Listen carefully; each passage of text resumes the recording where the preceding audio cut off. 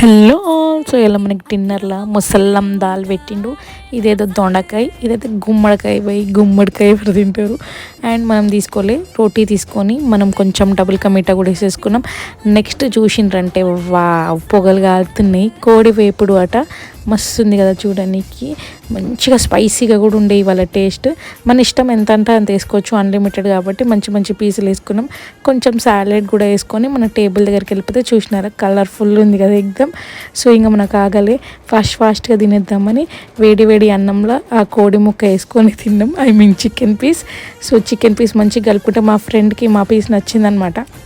మనం వేసుకుంది ఇంకా తీసేసుకున్నారు. సో ఒక ఉల్లిగడ్డ పెట్టుకొని తింటే వా వేడిగా చికెన్ పీస్ అయితే టెండర్ ఉండే. ఇంకా చికెన్ పీసే తింటుండే.